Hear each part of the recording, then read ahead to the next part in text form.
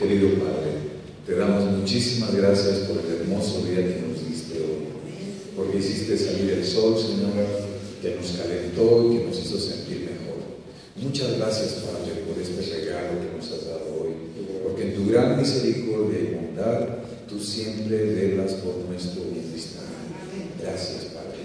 Y ahora, Señor, te quiero dar gracias también por mis hermanos aquí presentes, porque, Señor, ellos han venido para buscarte a ti y queremos, Padre, que al abrir tu palabra, tu Santo Espíritu nos aclare todas las cosas, que tu Santo Espíritu, Señor, nos conduzca a toda la verdad y de esta manera, Padre, podamos honrar y glorificar tu nombre en nuestra vida diaria. Señor, si alguien falta por venir, tal vez entre tú al estar con la familia, qué sé yo, no sé, tú sabes todas las cosas. Apresura sus pasos para que esté aquí con nosotros también y juntos nos gocemos en tu santa y divina palabra. Muchas gracias, Señor, por estar con nosotros en el nombre precioso de Cristo Jesús. Amén.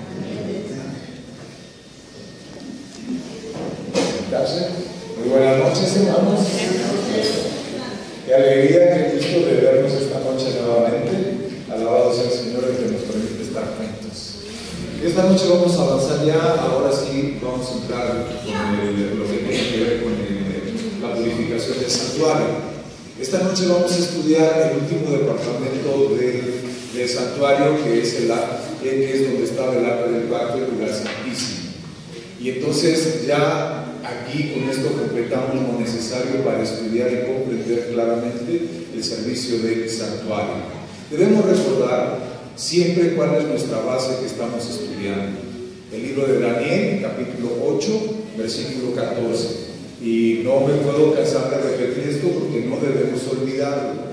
Esto es lo que estamos tratando de entender, lo estamos masticando bien, como decíamos el viernes, para sacarle jugo. La Biblia dice hasta 2300 días de tardes y mañanas, y entonces ¿qué cosa?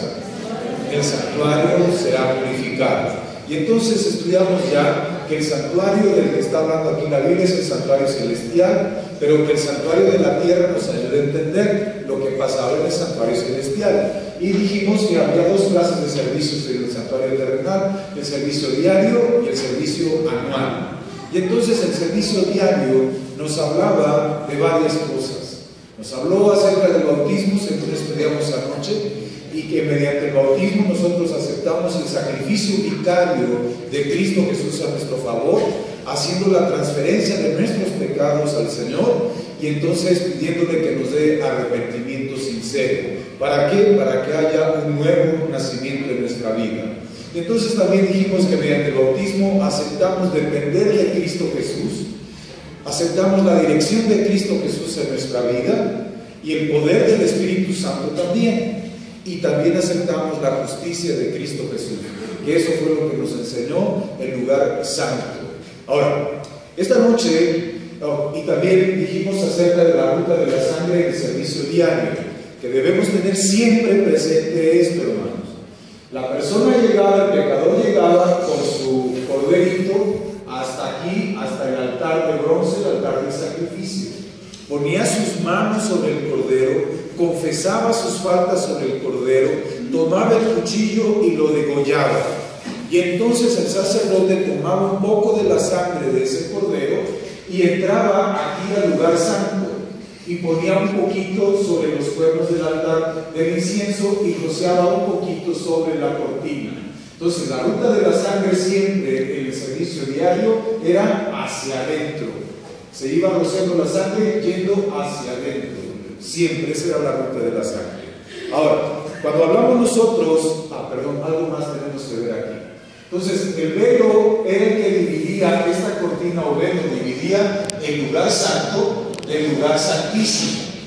Una sola vez en el año, el sumo sacerdote podía entrar aquí en el lugar santísimo. Una sola vez al año.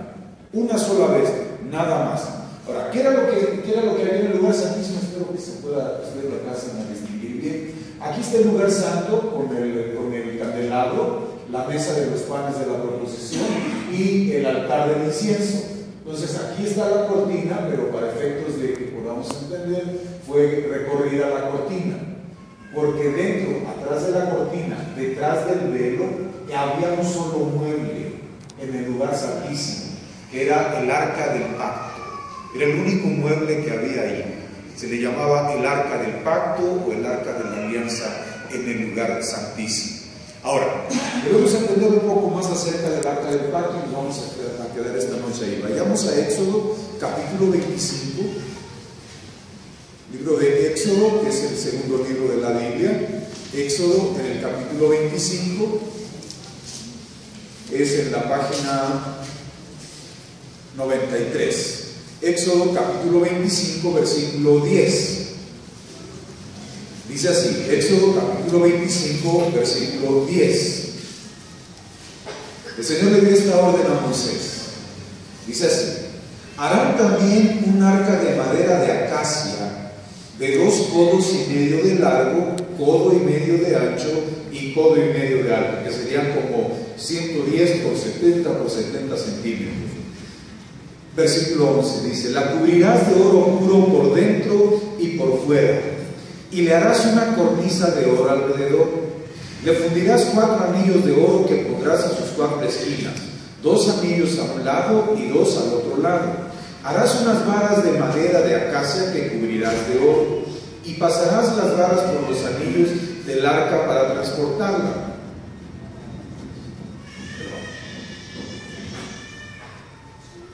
Tengo problemas con mis ojos. Versículo 15: las varas quedarán en los anillos del arca, no se quitarán de ella, y pondrás en el arca el testimonio que yo te daré. Harás una cubierta de oro fino, de 2 codos y medio de largo y codo y medio de ancho, sería más o menos de 110 por 70 centímetros.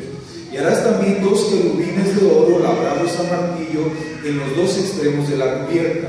Harás un querubín a un extremo y otro querubín al extremo opuesto. Harás el propiciatorio de una sola pieza junto con los querubines. Los querubines extenderán las alas por encima para cubrir el propiciatorio con sus alas. Sus caras estarán una frente a la otra mirando al propiciatorio. Y pondrás el propiciatorio encima del arca, y en el arca pondrás el testimonio que yo te daré. Y desde allí me declararé a ti. Desde el propiciatorio, entre los 2 querubines que estarán sobre el arca del testimonio, hablaré contigo y te comunicaré todo lo que te mande para los israelitas. El arca del pacto, de acuerdo con los artistas más o menos, varía, pero más o menos era así. Básicamente era una caja de madera cubierta de oro. Era una caja cubierta de oro. A veces cuando leemos nosotros del arca de Noé, muchos pensamos que era un barco. No, Noé no hizo barco, hizo una caja grandota. Por eso se le llama el arca de Noé, porque no era barco, era una caja, nada más, un arca. En este caso, el arca del pacto era esencialmente una caja recubierta de oro, de madera, pero recubierta toda completamente de oro. Y encima tenía entonces una tapa de oro macizo. Esta tapa era de oro macizo que llevaba 2 ángeles que estaban mirando uno frente al otro, y aquí ponía un incensario de oro también. Ahora, a esta parte de arriba, a la tapa de la caja del arca del pacto, es a lo que se le llamaba propiciatorio. Era el propiciatorio. Y esa es una palabra que necesitamos aprender y necesitamos comprender también y saber su significado. Más adelante lo vamos a ver, porque esto es bien importante. Ahora, ¿para qué servía esto? Porque desde aquí, desde el propiciatorio, Dios hablaba con Moisés. Aquí arriba, en la tapa, en este espacio, se manifestaba la presencia de Dios mediante una luz que después se llegó a llamar la Shekinah. La Shekinah era una luz que se ponía aquí. A veces, de esta manera también, desde aquí, desde esta luz, hablaba Dios con el sacerdote también, o con Moisés. Algunas veces Dios hablaba, otras veces lo que dice la historia es que se iluminaban los ángeles. Para manifestar aprobación por algo, se iluminaba el ángel de la derecha. Y para manifestar desaprobación, lo que dicen es que se iluminaba el ángel de la izquierda también, porque ahí era donde se manifestaba la presencia de Dios de manera visible, ahí. Y recuerden, ¿cuántas veces al año podía entrar aquí el sacerdote? Una sola vez al año, una sola vez al año. Aparentemente Moisés, pareciera que Moisés fue el único que tuvo el privilegio de poder entrar de manera continua hasta el lugar santísimo. Esa es la impresión que se da, porque la Biblia dice que Dios hablaba con Moisés cara a cara. Eso es lo que dice la Biblia, pero la Biblia no lo afirma categóricamente, pareciera dar a entender eso. Ahora, cuando hablamos aquí, debemos de tomar en cuenta con detenimiento ahora las dos partes. Vamos a tratar de entender las dos partes. Primero, el propiciatorio. La palabra propiciatorio es una palabra que viene del hebreo kaporé y que significa sencillamente cubierta, nada más. ¿Y de dónde sacaron lo de propiciatorio? Bueno, resulta que la palabra kaporé, cuando se traduce al griego, la tradujeron como hilasterion, que significa un medio o lugar de reconciliación. De reconciliación. Era el lugar de la reconciliación. La palabra propiciatorio es una palabra que se introdujo en el lenguaje muchísimos años después. Esto debido a una idea que se tenía que Dios tenía que propiciarse. Me explico. En las religiones no cristianas, los dioses tienen que propiciarse mediante sacrificios. Para poder conseguir algo del Dios que se quiere, se tenía que hacer un sacrificio. A eso se le llamaba propiciación. Pero en el cristianismo, el ser humano no hace sacrificios.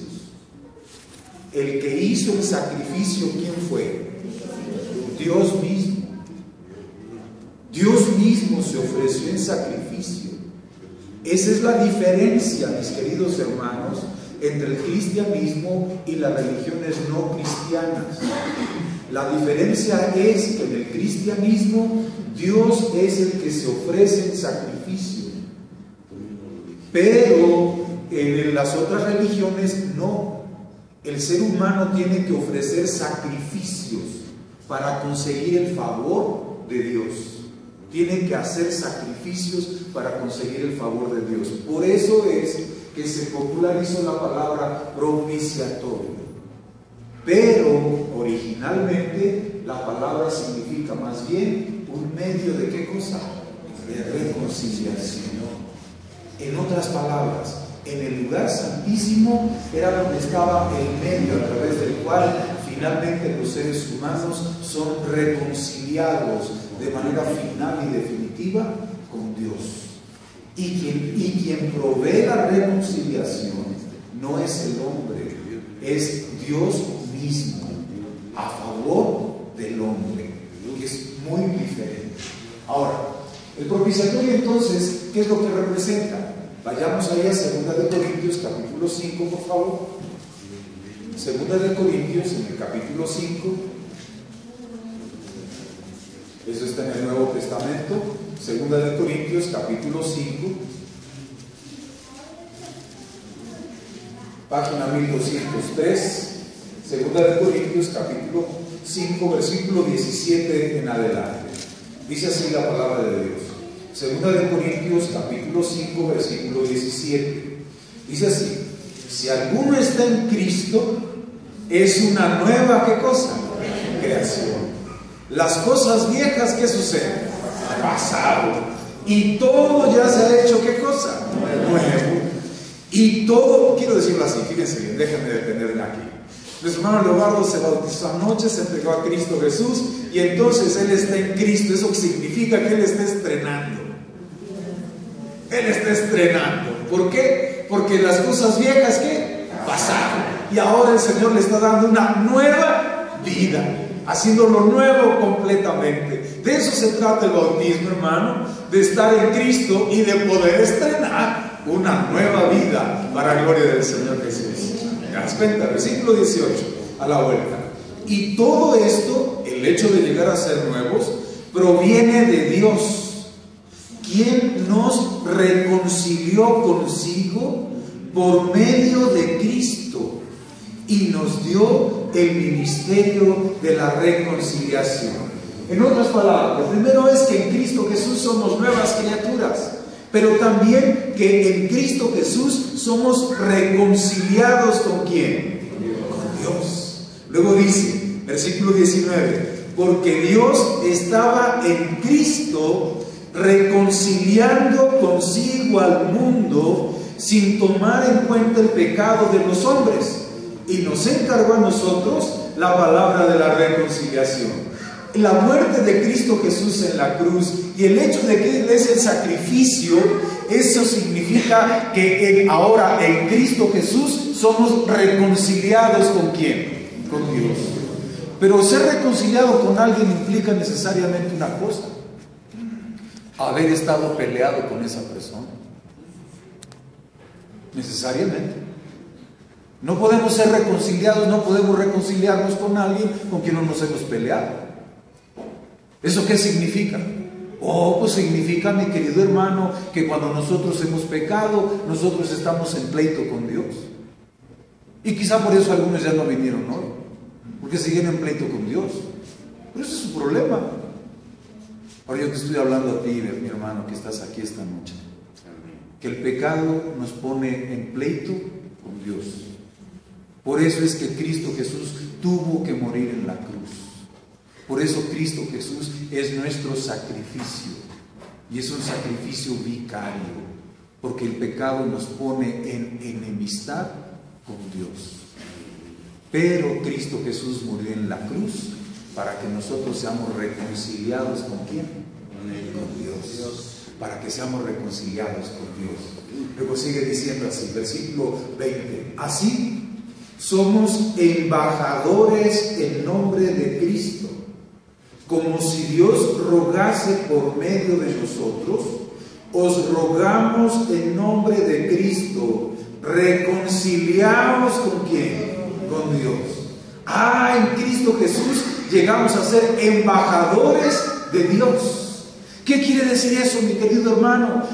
Que cuando aceptamos a Cristo Jesús como nuestro sacrificio y lo aceptamos como nuestro sacerdote, Él entonces nos convierte en sus embajadores. Y ahora nos dice que roguemos a los demás que nos reconciliemos ¿con quién? Con Dios. Por eso anoche yo insistí, hermano. Por eso yo tenía esa carga en mi corazón. ¿Por qué? Porque en el nombre de Cristo Jesús he estado invitando a reconciliarnos ¿con quién? Con Dios. De eso se trata el bautismo, de ponernos en paz con Dios, de reconciliarnos con Él, aceptando la provisión que Él ha hecho para nosotros. De eso se trata todo, de eso se trata todo esto. Oye, ¿y el juicio dónde queda? Fíjate que ayer ya vimos algunas cosas respecto del juicio. Hoy vamos a ver algunas otras también. Pero poco a poco vamos a ir desenrollando lo que es el juicio divino. Lo que te quiero decir, mi querido hermano, que nada de lo que está en la Biblia está de forma ociosa. Todo tiene una razón de ser. Y una vez de que somos reconciliados con Dios, el Señor espera ahora que nosotros actuemos como sus embajadores e invitemos a otras personas a reconciliarse ¿con quién? Con Dios. A reconciliarse con Dios. A reconciliarse con Dios. De eso de eso se trata ser cristiano. Ser cristiano es ser embajador de Cristo Jesús. Y entonces estar rogando en nombre de Cristo Jesús por otras personas. ¿Qué significa todo esto? Significa entonces una sola cosa: que en el santuario, el arca del pacto tiene la función más importante de todas. Y lo primero es reconciliarnos ¿con quién? Con Dios. ¿Y cómo nos reconciliamos con Dios? Mi querido hermano, por el sacrificio que Dios hizo a nuestro favor. Eso lo resumimos en la Biblia, se resume con frecuencia en una sola palabra. Se llama gracia. ¿Qué es la gracia?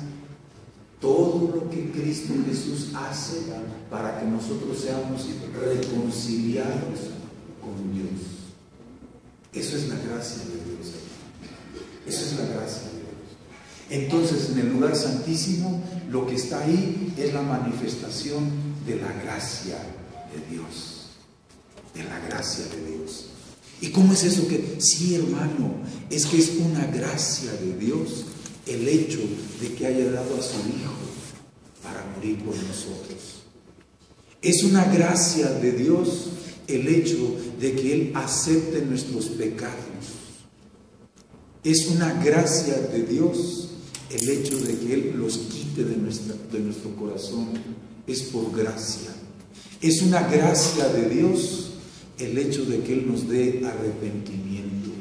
Es un asunto de gracia. De gracia, completamente. Es una gracia del Señor. Finalmente te lo digo en pocas palabras, que Cristo Jesús nos regala su justicia para que podamos aparecer delante de Dios como si nunca hubiéramos pecado. Eso es gracia. Todo eso es la gracia del Señor. Eso es la gracia de Dios. ¿Qué es lo que tenemos entonces en el propiciatorio? Pues la gracia de Dios. La gracia de Dios que nos dice, reconcíliate conmigo, dice el Señor.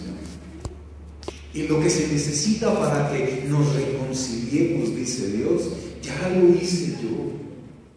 Mira, la Biblia es la historia de un Dios desesperado por reconciliarse con hijos que andan huyendo de Él toda la vida. Que andamos huyendo, corriendo de Él. Y Dios anda desesperado detrás de nosotros para que nos reconciliemos con Él. Eso es la gracia y el amor de Dios. Así es. Así es. Bueno, pero tenemos que ver también la otra parte del arca del pacto. Vayamos ahí a Éxodo capítulo 25, versículo 10, por favor. Regresemos ahí a Éxodo capítulo 25.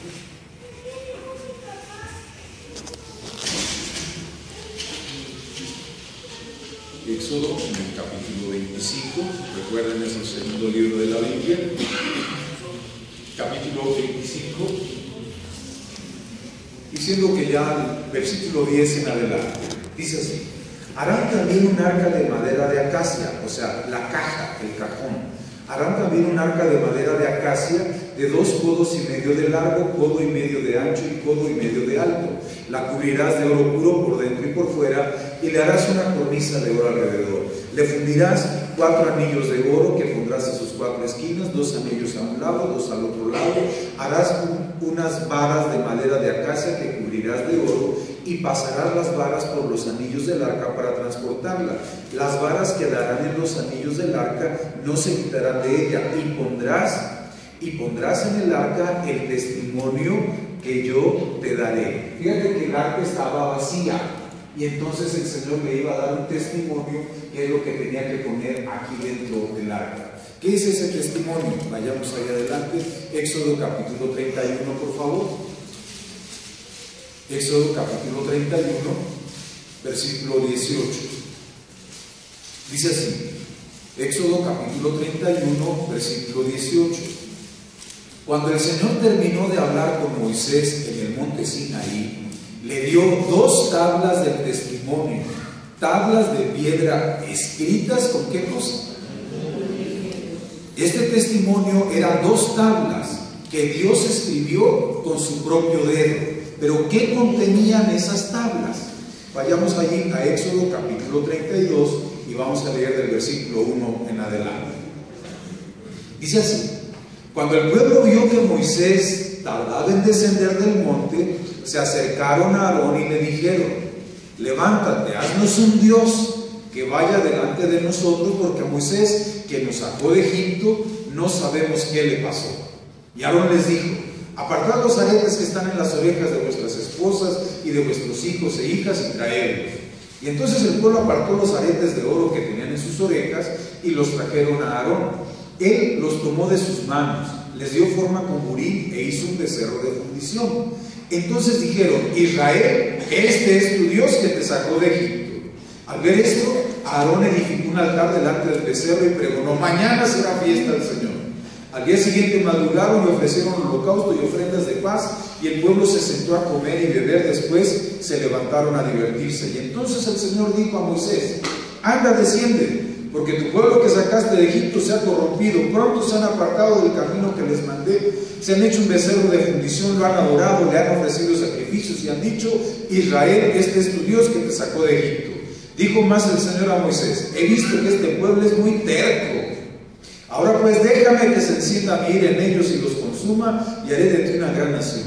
Entonces Moisés oró al Señor su Dios y dijo: Señor, ¿por qué se encenderá tu ira en este pueblo que tú sacaste de Egipto con gran fortaleza y con mano fuerte?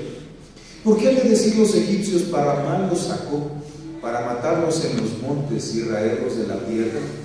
Deja tu ira y desiste del mal contra tu pueblo. Acuérdate de Abraham, Isaac y Jacob, a quienes juraste, porque mismo multiplicaré vuestros descendientes como las estrellas del cielo, y les daré toda esta tierra para siempre. Y entonces el Señor desistió del mal que dijo que haría a su pueblo.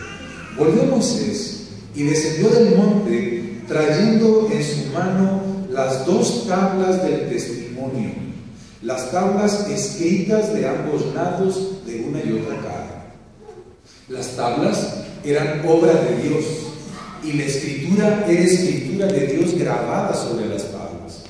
Al oír el clamor del pueblo que gritaba, Josué, su asistente, dijo a Moisés: alarido de pelea hay en el campamento. Y Moisés respondió: no son gritos de vencedores ni alarido de vencidos, algazara de cantar oigo yo. Y cuando Moisés llegó al campamento y vio el becerro y las danzas, se enardeció de ira, arrojó las tablas de sus manos y las quebró al pie del monte. El testimonio que Dios le había dado a Moisés, ¿qué cosa? Lo quebró. Estas tablas fueron quebradas por Moisés.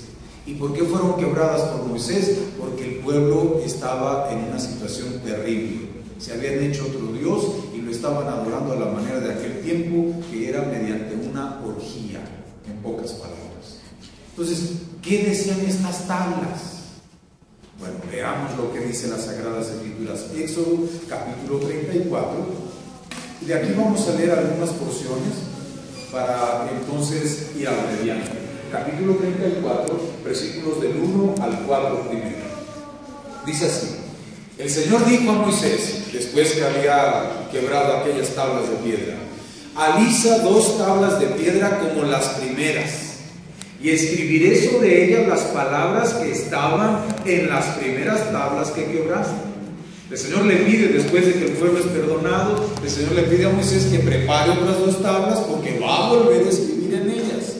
Dice así: prepárate para mañana y sube por la mañana al monte Sinaí y preséntate ante mí en la cumbre del monte. Versículo 3: ninguno suba contigo ni aparezca ninguno en todo el monte, ni ovejas ni bueyes pasten delante del monte. Y Moisés alisó 2 tablas de piedra como las primeras. Se levantó de mañana y subió al monte Sinaí, como le mandó el Señor, y llevó en sus manos las 2 tablas de piedra. Versículo 10, para ir abreviando. Entonces el Señor respondió: voy a concertar un pacto ante todo el pueblo.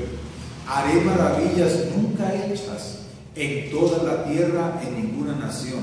Y todo el pueblo que te rodea verá la tremenda obra que yo, el Señor, haré por medio de ti. Versículo 27.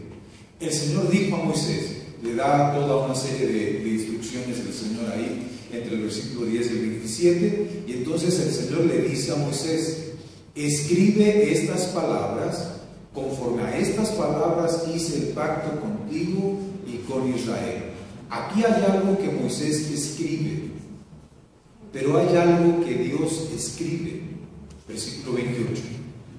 Y Moisés estuvo con el Señor 40 días y sus noches sin comer ni beber, y el Señor escribió en tablas las palabras del pacto, los 10 mandamientos. El Señor le pidió nuevas tablas a Moisés, en donde el Señor le dio un nuevo pacto, y en ese pacto estaban escritos, ¿qué cosa? Los 10 mandamientos. Esos 10 mandamientos era lo que estaba dentro, era una de las cosas que había dentro del arca del pacto, y representaban así el pacto de Dios con el pueblo. Ahora, veamos un poquito acerca de estos 10 mandamientos. Primero que nada, vayamos ahí a Éxodo capítulo 20, en donde los vamos a encontrar. Y vamos a considerar lo que se conoce como el preámbulo. Con frecuencia, cuando se habla de los 10 mandamientos, se olvida el preámbulo, pero este es parte de los 10 mandamientos. Capítulo 20, versículos 1 y 2. Dice así: entonces Dios habló estas palabras: yo soy el Señor tu Dios, que te saqué de Egipto, de casa de servidumbre. Estas son 2 declaraciones muy breves, pero que requieren nuestra reflexión. El Señor le dice al pueblo de Israel: yo soy el Señor tu Dios. Estos 2 versículos se conocen como el preámbulo de la ley, y el primero dice, el primer sobre lo que están basados los 10 mandamientos es sobre un hecho: ¿quién es tu Dios? ¿Quién es mi Dios? Y esa es una pregunta que a veces parece obvia. No, pues todos creemos en el mismo Dios. Eso no es verdad. Eso no es cierto. Si eso fuera cierto, el Señor no hubiera tenido que especificar de una manera tan clara quién es Él. Entonces lo primero que debemos considerar cuando vemos la ley de Dios es esto: ¿quién es tu Dios? El Dios de la Biblia tiene una ley. Él dio 10 mandamientos. Si tu Dios es el Dios de la Biblia, entonces la ley que va a regir tu vida son los 10 mandamientos. Los mandamientos que vamos a leer no son para aquellos que no tienen al Dios de la Biblia como su Dios. Si tu Dios no es el Dios de la Biblia, entonces los 10 mandamientos no tienen nada que ver contigo. Pero si tu Dios es el Dios que se presenta en las Sagradas Escrituras, entonces los 10 mandamientos son para ti y para mí. ¿Por qué digo esto? Por una razón muy sencilla. Porque ese es el fundamento de la ley que el Señor está presentando. ¿Quién es tu Dios? ¿Quién es tu Dios? Eso quiere decir otra vez que no todas las religiones conducen al mismo Dios. No todas. No. Es más, incluso podemos tener la Biblia, la misma Biblia, y sin embargo no estar hablando del mismo Dios con la misma Biblia. Y tú dirás: yo estoy exagerando. No. Si tú recuerdas, Satanás utilizó la Biblia para atentar a Cristo Jesús. ¿Eso qué quiere decir, hermano? Que debemos ser muy cuidadosos, porque debemos tener una idea bien clara de quién es nuestro Dios, de quién es el Dios del que estamos hablando. Por eso, si te fijas, la primera parte de la semana de este curso trató acerca de quién es el Dios del cual estamos hablando. Y el Dios del que estamos hablando es el Dios de la Biblia. El Dios que conoce el fin desde el principio, el Dios que conoce el futuro, el Dios que vive desde siempre y para siempre, el Dios que es el gobernante del universo y que quiere ser el gobernante de nuestro corazón también.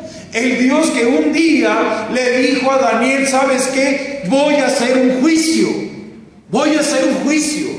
Y para eso van a pasar 2300 años, y en el año 1844 el Dios de la Biblia empezó el juicio.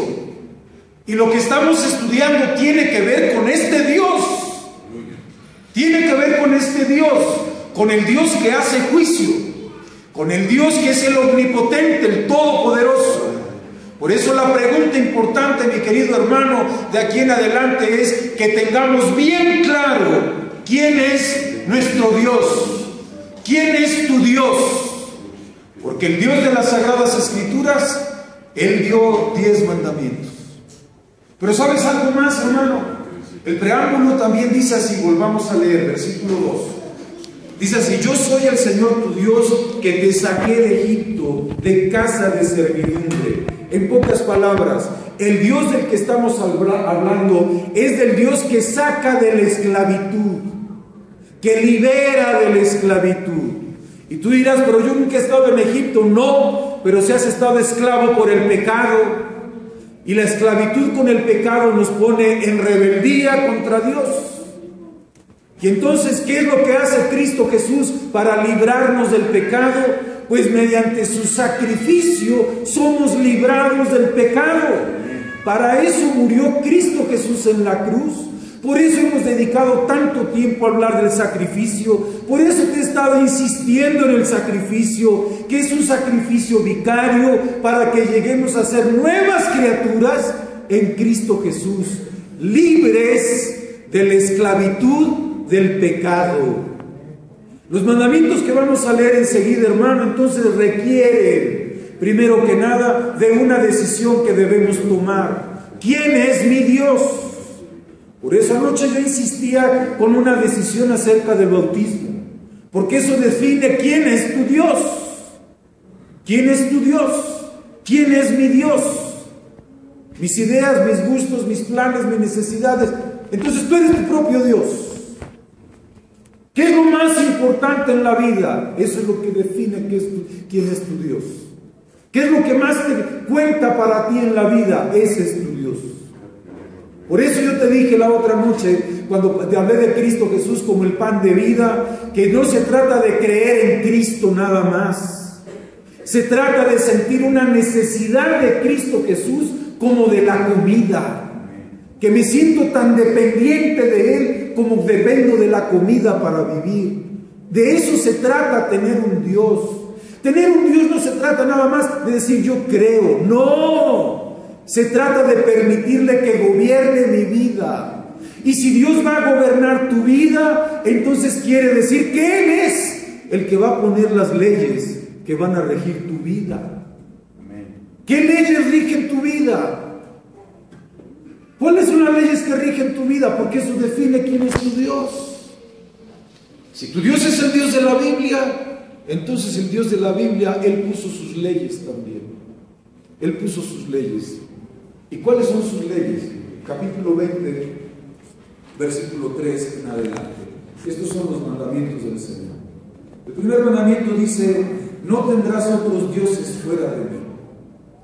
El segundo mandamiento dice: no te harás imagen ni ninguna semejanza de lo que hay arriba en el cielo, ni abajo en la tierra, ni debajo del agua. No te inclinarás a ellas ni las honrarás, porque el Señor tu Dios soy yo, fuerte, celoso, que visito la maldad de los padres sobre los hijos hasta la tercera y la cuarta generación de los que me aborrecen, pero trato con invariable amor por 1000 generaciones a los que me aman y guardan mis mandamientos.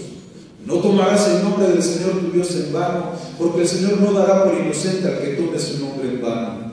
Acuérdate del día sábado para santificarlo. 6 días trabajarás y harás toda tu obra, pero el séptimo día es el día de reposo del Señor tu Dios.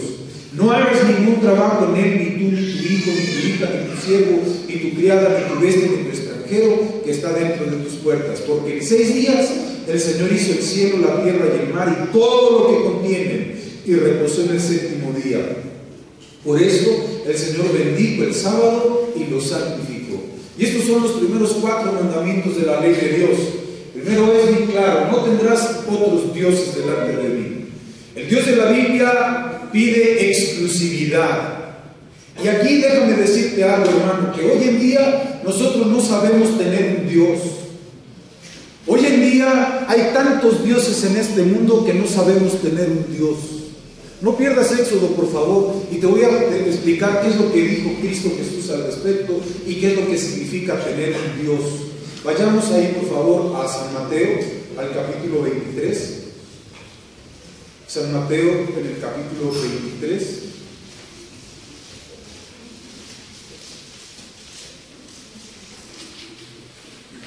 Perdón, capítulo 22, página 1010.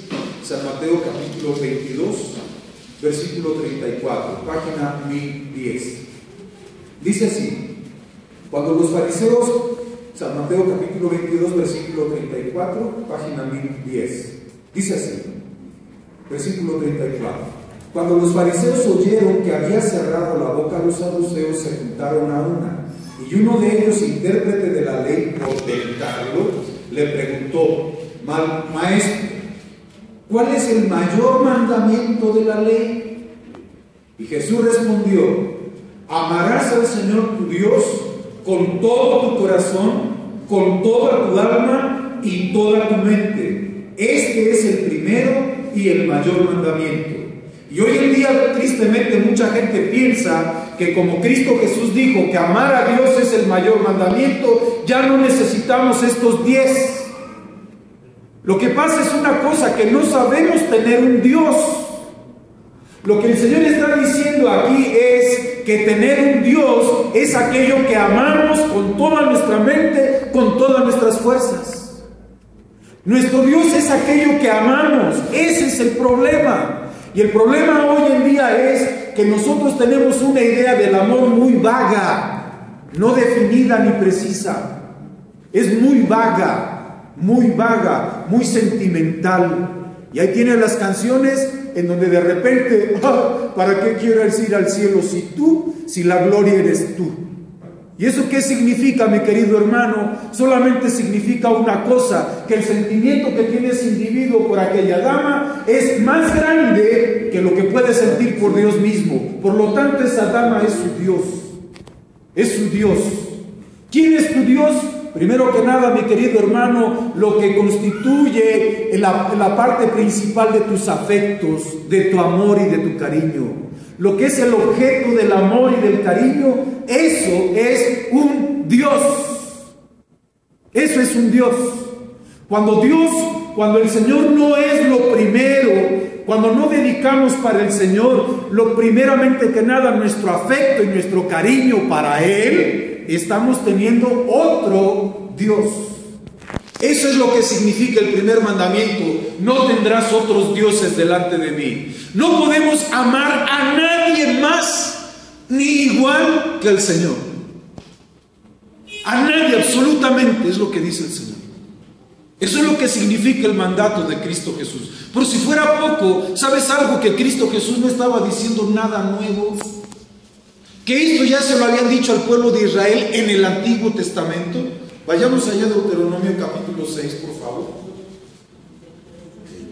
Deuteronomio en el capítulo 6, página 204.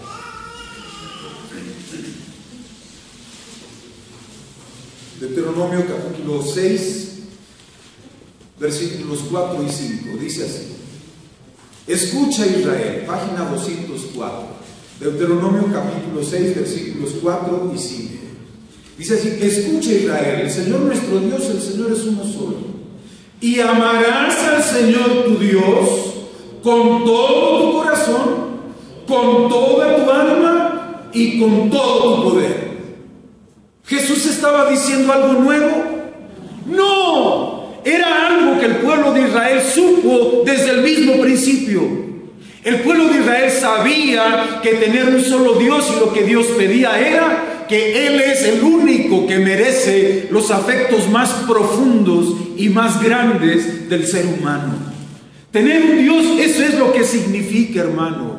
Amar a Dios con toda la mente, con todo el corazón, con todas las fuerzas. ¿Sabes tú por qué en la antigüedad se construían templos y catedrales inmensos y la gente gastaba fortunas inmensas en Dios? Porque lo amaban.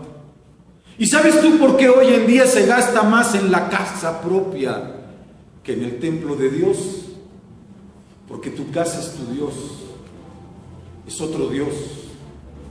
¿Y sabes en qué gastamos más los seres humanos hoy en día?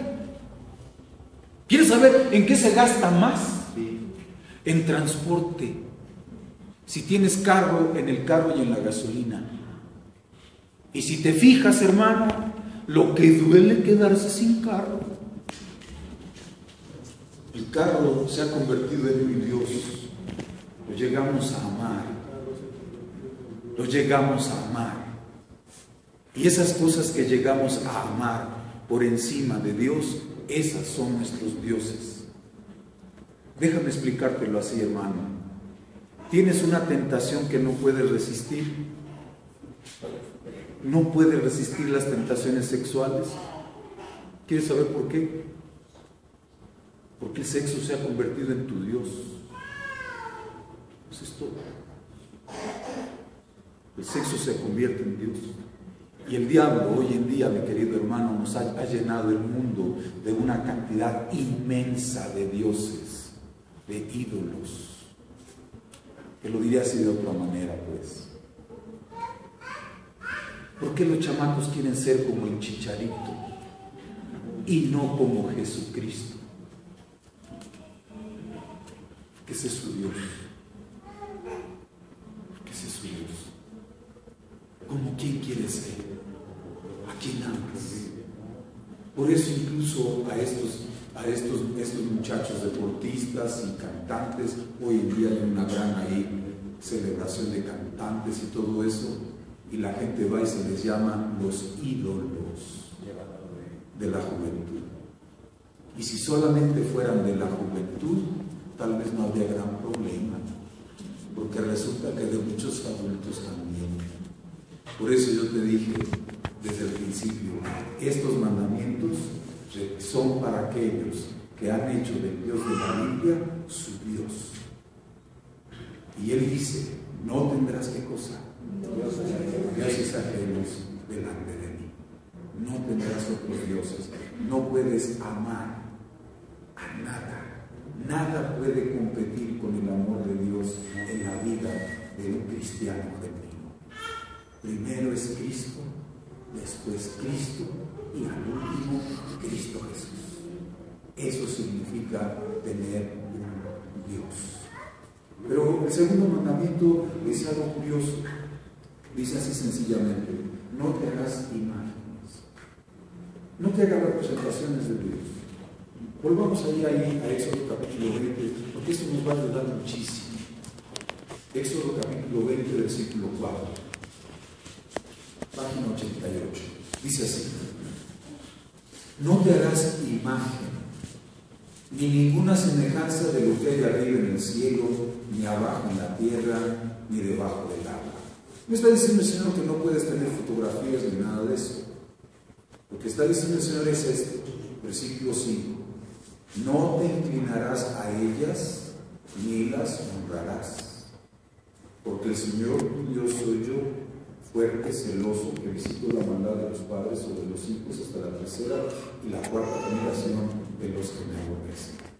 ¿Por qué el Señor dice que no tengamos imágenes y que no nos inclinemos ante ellas y no las honremos? Por una razón, hermano, que tarde que temprano llegas a considerar a la imagen con facultades divinas. Tarde que temprano la llegas a considerar con facultades divinas. Y entonces aquello de que a través de la imagen te puedes acercar a Dios se convierte en una falacia, porque te quedas con la pura imagen y la imagen llega a convertirse en un Dios. ¿Sabes tú por qué hoy en día, mi hermano, el diablo ha puesto un mundo tan visual? Los muchachos, por ejemplo, hoy en día no leen, ven las letras, pero no leen. Los viejos nos enseñaron a leer tratando de entender qué significa cada palabra. Pero ahora los muchachos no, ven el conjunto, ya tienen una idea y se van. ¿Sabes por qué? Porque es la manera de desviar la mente del verdadero Dios. ¿Cómo es que llegan a ser ídolos de la juventud todos estos artistas y deportistas? ¿No es a través de imágenes? ¿No es a través de imágenes? No hay que ver televisión. Yo no dije eso. El problema no está en la televisión, el problema está en que nosotros llegamos a construir dioses a través de todos esos medios. Ese es el problema, esa es la dificultad. ¿Y cuál es el problema con esto? Te lo voy a decir así, mi hermano. Mejor leamos lo que dice el texto de la palabra de Dios, versículo 5. Dice así, capítulo 20, versículo 5. No te inclinarás a ellas ni las honrarás, porque el Señor tu Dios soy yo, fuerte, celoso, que visito, ¿qué cosa dice ahí? ¿La qué cosa? ¿Cuál es el origen de la maldad, hermano? tener otros dioses. ¿Sabes por qué no se puede detener la marea de maldad en nuestro país? Pues porque tenemos muchos otros dioses. Y estoy hablando no solamente de imágenes religiosas, estoy hablando de dioses en aras de los cuales se sacrifican una cantidad de cosas enormes. Por ejemplo, te voy a decir así, tristemente yo estoy viendo en México lo mismo que en Estados Unidos. ¿Qué veo en Estados Unidos? Tú dirás, la depravación moral. No. ¿Sabes dónde empieza el problema? El problema empieza en una sola cosa, que el sueño americano consiste en tener casa, coche y que los hijos vayan a la universidad. ¿Te suena familiar? Y el Dios sueño americano exige una cantidad de sacrificios familiares enorme. Te lo voy a decir así. Mientras yo vivía en México y trabajé como pastor en México, mi salario de pastor me permitía que mi esposa no tuviera que trabajar y mis hijos pudieran ir a una escuela privada. Pero llegué a Estados Unidos y entonces mi salario de pastor en Estados Unidos no me alcanzó para que mis hijos fueran a una escuela privada, a la escuela de la iglesia. Mi esposa tuvo que empezar a trabajar enseguida. Y enseguida, inmediatamente que pudieron, mis hijos también. ¿Para qué? Pues para pagar las cuentas. ¿Cuáles cuentas? Pues las cuentas de casa y de carro. Y entonces yo me quedé así. Caray. Porque resulta que antes podíamos comer juntos todos los días. Y ahora ya no. De repente ya nada más nos veíamos con mi esposa y mis hijos, la familia junta, los fines de semana. Porque el Dios casa, el Dios sueño americano, te exige que sacrifiques tu familia. Te exige un sacrificio, el sacrificio de la familia. Los hijos empiezan a quedar solos y entonces los hijos quedan sin dirección y empiezan a buscar también un Dios al cual adorar. Se dan cuenta que sus padres están adorando al Dios dinero, al Dios casa, qué sé yo, al Dios estilo de vida, al Dios quién sabe cuántas cosas más. Y entonces ellos están solos y empiezan a buscar un Dios al cual adorar. Y entonces, como los padres no les enseñan el verdadero Dios, adoptan el Dios que les ofrece la sociedad, o los dioses que la sociedad ofrece. Y entonces empezamos a ver una marea de maldad increíble. Pero aquí en México no cantamos mal las rancheras. A mí me ha sorprendido, como no tienes idea, la cantidad de hoteles de paso nuevos que me encuentro cada vez que vengo a México. Y esos hoteles de paso, hermano, no están de adorno. No están de adorno, son de negocio. ¿Y por qué hay tanta maldad entonces? Porque tenemos otros dioses. Otros dioses. El origen de la maldad está en el Dios o en los dioses que rigen tu vida. ¿Quieres saber por qué no puedes resistir la maldad de tu corazón? Porque hay dioses ajenos en tu corazón. Porque Cristo Jesús no es el Dios supremo. Porque necesitamos amar a Cristo Jesús de una manera suprema, de tal forma que no quede espacio para ninguna otra cosa, primero que nada. Ahora tú dirás, bueno, te voy a decir algo más todavía. ¿Sabes por qué México no sale de la misma?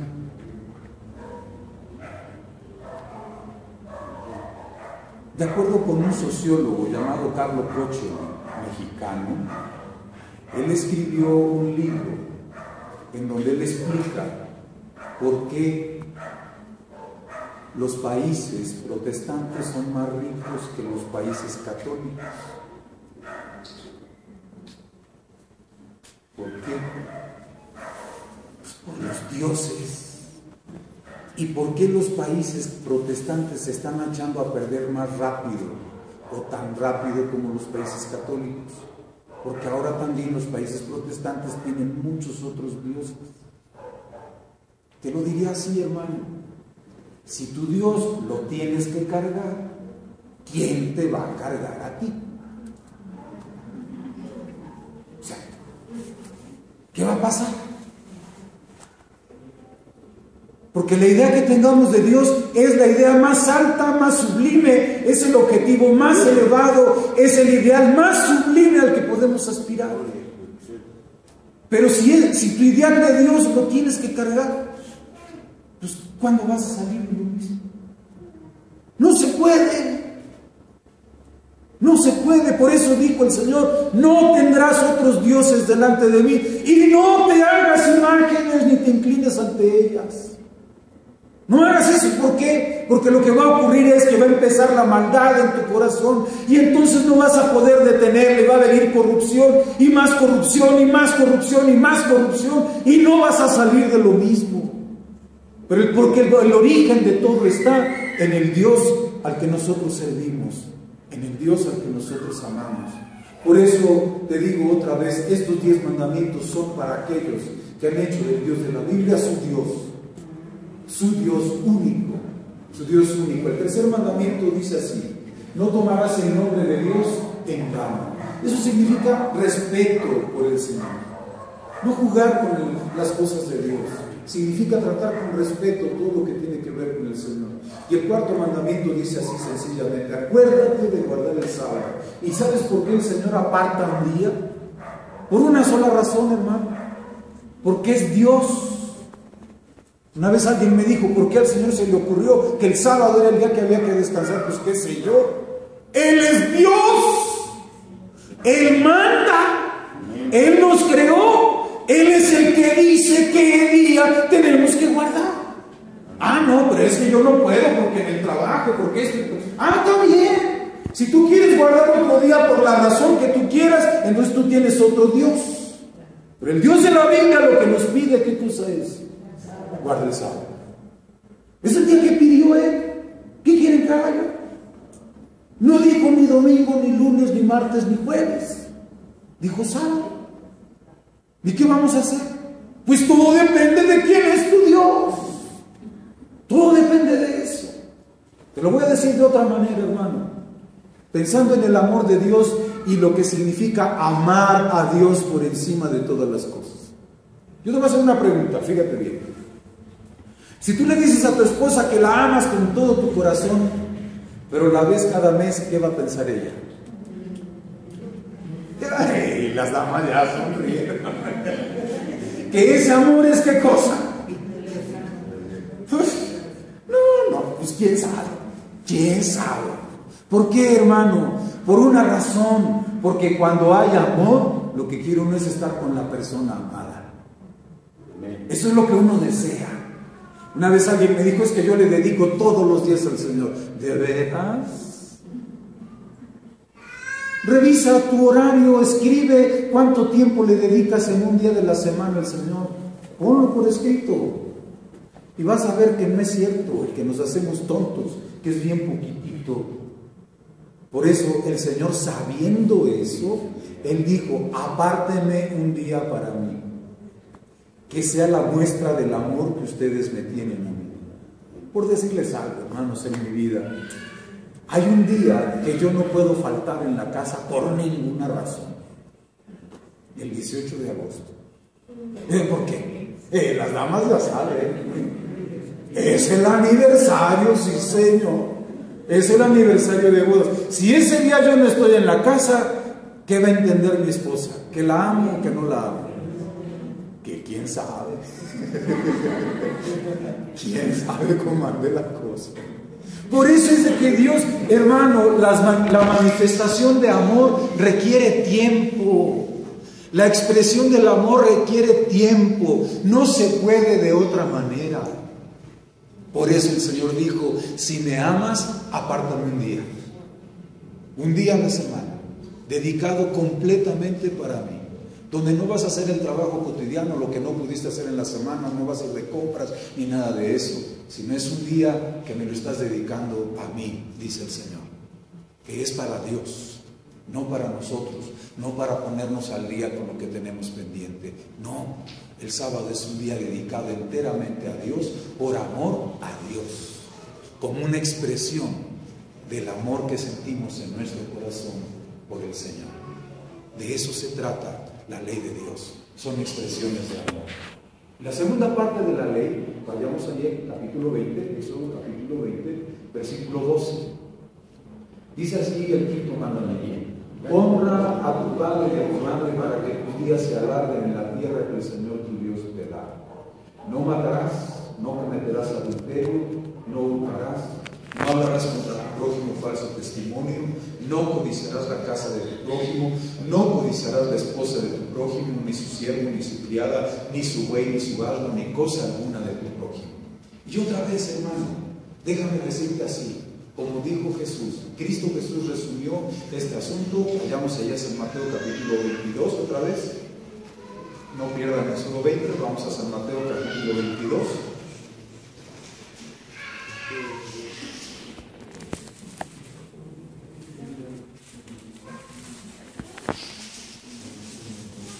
San Mateo capítulo 22, versículo 34, página 1010. Y vamos a leer ahora completa la declaración de nuestro Señor Jesucristo. San Mateo capítulo 22, versículo 34. Cuando los fariseos oyeron que había cerrado la boca a los saduceos, se juntaron a uno.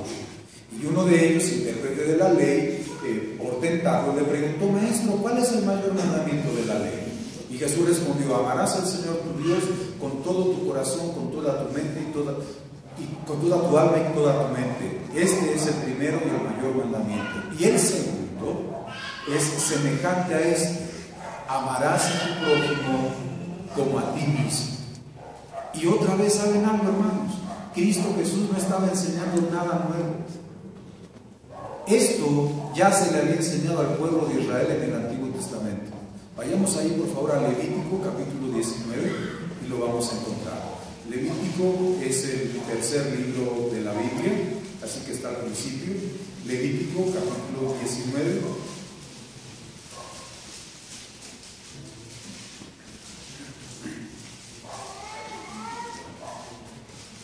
Versículo 17. Levítico capítulo 19, versículo 17, página 136. Dice así. Levítico capítulo 19, versículo 17. Dice: no aborrecerás a tu hermano en tu corazón. Perdón.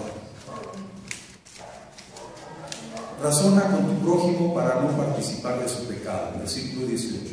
No te vengues ni guardes rencor a los hijos de tu pueblo, sino que, ¿qué cosa? Amarás a tu prójimo como qué? Como a ti mismo. Que fue lo que dijo Cristo Jesús. Lo que Cristo Jesús hace es establecer prioridades. ¿Quién es primero? Dios. ¿Y quién es después? Mi prójimo. ¿Y quién es mi prójimo? Te lo voy a decir así. ¿Cómo escribimos México? ¿Con X o con J? ¿Y cómo escribimos prójimo? Con J. Pero ¿qué tal si en lugar de J le ponemos una X? ¿Cómo diría? Próximo. El que está cerca de ti. ¿Quién es tu prójimo? El próximo. El que está cerca de ti. El que está más cerca de ti. Amarás al que está cerca de ti. Es la orden del Señor. Y de acuerdo con el quinto mandamiento, las personas que están más cerca de nosotros desde el inicio de nuestra vida, ¿quiénes son? Nuestros padres. Nuestros padres. Honra a tu padre y a tu madre, dijo el Señor, para que el Señor alargue tus días en la tierra que Él te da. Es el primer mandamiento con promesa. ¿Qué es lo que está hablando? ¿De qué está hablando aquí la palabra de Dios? Primero que nada, Cristo Jesús establece prioridades. ¿Quién es primero? ¿Quién es después? Primero que nada. Primero es Dios, después las personas que están a mi alrededor. Los que están a mi alrededor. Y los primeros que están a mi alrededor son mis padres. Y tenemos que honrarlos y respetarlos. ¿Sabes qué han encontrado los psicólogos? ¿Sabes por qué los mexicanos no obedecemos las leyes del país? Porque todos tenemos problemas de autoridad. Y tenemos problemas de autoridad por la relación que tuvimos con nuestros padres. ¿Cómo está eso? Sí.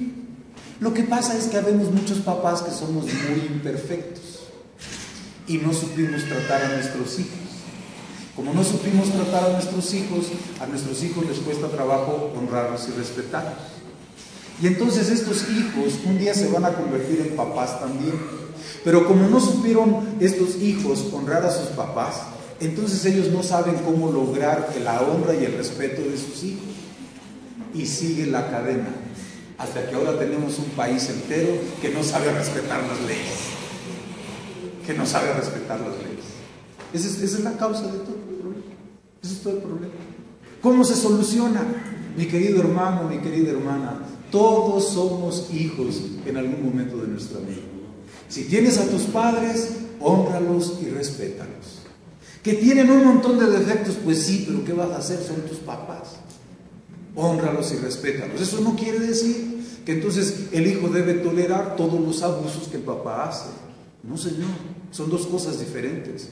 Honrar a los padres es respetarlos, pero no significa tolerar los abusos que el papá pueda cometer. Solamente que no le voy a faltar al respeto, pero no voy a permitir que abuse de mí. Eso es todo, nada más. No le falto al respeto, pero no permito que abuse de mí. ¿Por qué? Porque el mandamiento del Señor es: honra a ¿quién? A tus padres. Honra a tu padre y a tu madre. Honra a tu padre y a tu madre, para que tus días se alarguen en la tierra que Jehová tu Dios te da. Y entonces el siguiente mandamiento, regresemos allá a Éxodo capítulo 20, y quizá para abreviar, lo tenemos aquí en la pantalla. El siguiente mandamiento dice: no matarás. Y cuando la Biblia dice no matarás, es no matarás de manera absoluta. Esto quiere decir que no se valen ni siquiera miradas que ¿qué cosa? Que maten. Ni eso. No, Señor. No, Señor. Luego dice no cometerás adulterio. Y cuando la Biblia dice no cometerás adulterio, lo que significa también es ¿qué cosa? Ni siquiera ¿qué cosa? Miradas coquetas, para decirlo así. Ni siquiera eso. Luego el Señor dijo no robarás. Eso significa que ni poquito ni mucho. Es que el gobierno siempre nos roba, por eso yo no pago impuestos. Pero el Señor dijo no robes ni al gobierno, aunque el gobierno sea malo. Tienes tus deberes, cúmplelos. De eso es lo que se trata, ser cristiano. Y luego el Señor dijo también no mentirás o no levantarás contra tu prójimo falso testimonio. Esto quiere decir no mentiras ni blancas, ni rojas, ni negras, ni de ningún color, hermano. O sea, es la verdad ante todas las cosas. En nuestro trato con los demás debe haber siempre un trato veraz y honesto. Siempre, siempre. Finalmente el Señor dijo, no, ¿qué cosa? Codiciarás. Y déjenme decirles esto. Este asunto de codiciar pareciera como muy inocente. Y no lo es. De hecho, te voy a decir algo. ¿Sabes tú cuál es el fundamento de toda la publicidad? La codicia. Despertar la codicia, el deseo de algo que no es tuyo, de tener lo que no es tuyo. Es la codicia, es el motor al que apelan los publicistas. Y tú dirás, ¿cómo es eso? Ya te lo voy a explicar de este modo así rapidito. Imagínate, por ejemplo, que tu vecina un día te dice, vecina, ¿sabe qué? ¿Por qué no viene mañana a desayunarlo? Que ya despacha al señor y a los chamacos. Véngase, vamos a almorzar acá en la casa. Pues está bueno. Entonces al otro día en la mañana vas para allá con la vecina y lo primero que te das cuenta, está bien pintadita la casa, la fachada. Y de repente cuando vas a tocar, no, ya tiene timbre. Y tú le aprietas, ¿no? Y se oyen como campanas allá. ¡Ájale, qué bonito! Parece que les está yendo bien a los vecinos. Y entonces de repente ya viene la vecina, vecina, buenos días, qué bueno que vine para acá. Y entras toda la casa y lo que notas para empezar es piso nuevecito. Válgame Dios. Y entras allá a la casa, a la sala, y cuando llegas a la sala todo está impecable, limpiecito, bien pintado. Y te sientas y resulta que los sillones son de esos nuevecitos que se sienta uno y nomás se queda así. Y dices, híjale. Pues ¿cómo le estará haciendo la vecina? Los vecinos, ¿qué estarán haciendo? Y entonces de repente dice, ¿sabe qué? Vecina, mire, mientras la muchacha nos prepara el desayuno, ya tiene muchacha. Dice, mientras nos prepara el desayuno la muchacha, vamos a ver la novela. Y tú volteas a todas partes, no ves nada de televisión.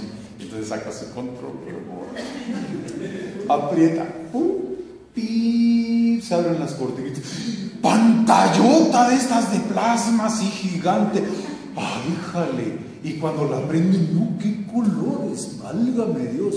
En ese momento ya tu mente va por todas partes, y te empiezas a acordar de lo que es tu vida. Cuando llega el momento del desayuno, esa comida te va a saber a trapo, es una revolución en el estómago.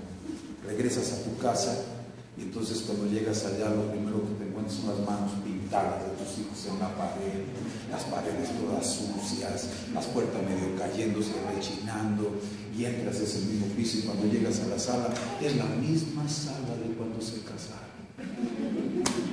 Todo el día te la vas a pasar hecho una furia.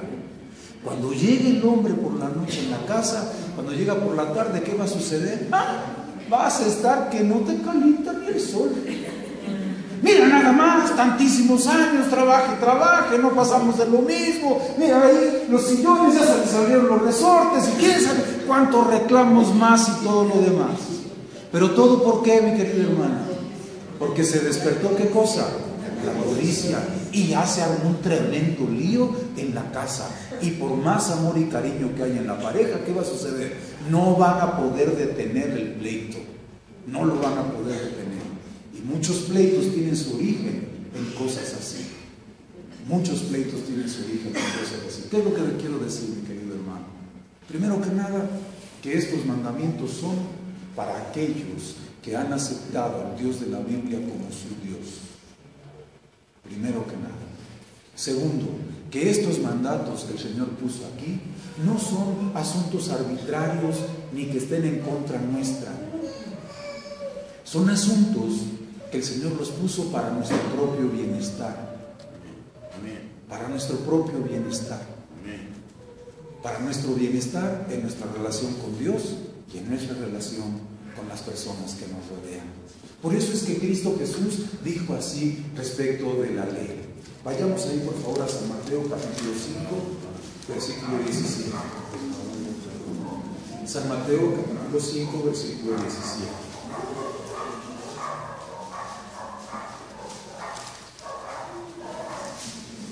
San Mateo capítulo 5, versículo 17. En adelante, página 985. Dice así, 985. San Mateo capítulo 5, versículo 17. Dice así: no penséis, dijo nuestro Señor Jesucristo así. Capítulo 5, versículo 17. Cristo Jesús dijo así: no penséis que he venido para abolir la ley o los profetas. No he venido a invalidar, sino a cumplir. Y a veces me dicen, ahí está, Cristo Jesús ya cumplió la ley, yo no tengo que cumplirla. No, sigamos leyendo y verás lo que dijo Jesús ahí. Versículo 18. Os aseguro que mientras existan el cielo y la tierra, ni una letra, ni un punto de la ley perecerá sin que todo se cumpla. Por lo tanto, el que viole uno de estos mandamientos muy pequeños y así enseña a los hombres, muy pequeños serán el reino de los cielos. Pero el que los cumpla y los enseñe, ese será grande en el reino de los cielos. Porque os digo que si vuestra justicia no es mayor que la de los escribas y los fariseos, no entraréis en el reino de los cielos. ¿De qué está hablando Cristo Jesús aquí? Primero que nada, que la ley sigue, ¿qué cosa? Vigente, y que es la medida de la justicia. ¿De qué ley está hablando Cristo Jesús? Versículo 21. Oísteis que fue dicho a los antiguos, no matarás. Eso dice literalmente el mandamiento. Pero los judíos le añadieron algunas cositas más. El mandamiento dice no matarás, pero los judíos le añadieron, el que mata será culpado del juicio. Pero yo os digo, cualquiera que se enoje con su hermano será culpado del juicio. Y cualquiera que diga a su hermano imbécil será culpado ante el Sanedrín. Y cualquiera que le diga fatuo estará en peligro del fuego del infierno. Lo que hace Cristo Jesús aquí, mi hermano, no es eliminar el mandamiento de no matarás, sino darle su verdadera significación, el verdadero sentido, el sentido más profundo. El sentido más profundo del mandamiento es no solamente no enterrarle un cuchillo a una persona o no agarrar un rifle y dispararle. No, tiene que ver con la forma como tratamos a nuestros semejantes. Tiene que ver con la forma como tratamos a nuestros semejantes. Y Cristo Jesús dijo, si te enojas y estás enojado, encanijado con tu vecino, con tu amigo, con tu compañero, con tu prójimo, estás violando ¿qué mandamiento? El que dice, no matarás. O sea, echarte un pleito así nomás significa eso. Significa eso. Es más, insultar a una persona, a un hijo de Dios, el Señor lo toma como una violación a ese mandamiento. No podemos andar insultándonos por ahí, hermano. No se puede. ¿Por qué? Porque estamos destruyendo la vida de las personas con los insultos. Y yo te voy a decir algo, mi querido hermano. Como padres, nosotros tenemos, nuestra lengua es el arma más poderosa contra nuestros hijos. En el momento que tú le dices a tu hijo que no sirve para nada, lo estás matando. Eso es algo que jamás puedes tú decirle a tu hijo. Como padre, nunca le digas a tu hijo que es tonto. Jamás. Nunca lo insultes. ¿Por qué? Porque lo estás matando. Literalmente. Lo vas a inutilizar para toda la vida. Y si ya lo has hecho, pídele perdón a tu hijo. Pídele perdón. ¿Por qué? Porque delante de Dios eso es terrible. Y cualquier insulto que nosotros le hagamos a otra persona, inmediatamente el Señor nos considera que estamos violando ¿qué cosa? El mandamiento que dice no matarás. ¿Por qué? Porque la ley de Dios no son cosas que se deben obedecer de manera formal nada más. La ley de Dios son mandatos que deben regir la conducta del ser humano hasta lo más íntimo. Hasta lo más íntimo. Por eso Jesús añadió y dijo así, versículo 23, por tanto, si al llevar tu ofrenda al altar te acuerdas que tu hermano tiene algo contra ti. Fíjate que aquí la Biblia, Jesús no dijo si ahí te acuerdas que tienes algo contra tu hermano. Porque siempre nosotros estamos pensando así, que si tengo algo contra mi hermano tengo que ir y pedirle perdón. Sí, eso lo tienes que hacer de por sí, porque ya lo dijo el Señor antes. No puedes estar peleado con tus semejantes. Pero si resulta que al venir al tratar de acercarte al Señor te acuerdas que hay un hermano pues que tiene algo contra ti. No, tú no tienes nada contra él, él tiene contra ti. ¿Qué es lo que hay que hacer? Sigamos leyendo. Versículo 24. Dice, versículo 23. Por tanto, si al llevar tu ofrenda al altar te acuerdas que tu hermano tiene algo contra ti, deja allí tu ofrenda ante el altar y ve a reconciliarte primero con tu hermano y entonces vuelve y ofrece ¿qué cosa? Oh, fíjense bien lo que significa no matarás. No matarás significa no estar peleado con nadie. Pero no solo que yo no esté peleado con nadie, sino que si hay alguien que tiene algo contra mí, yo tengo que ir y hacer las paces. Pero está difícil. ¿Sabes por qué? Todo depende de tu Dios. ¿Quién es tu Dios? Si tu Dios eres tú mismo, no vas a poder hacerlo, no vas a poder. Es imposible para los dioses humanos tener la capacidad para llevar a cabo lo que Jesús dijo. Es imposible. Por eso te insisto otra vez, ¿quién es tu Dios? ¿Quién es tu Dios? Luego Jesús añadió, versículo 27. Oísteis que fue dicho, no cometerás adulterio.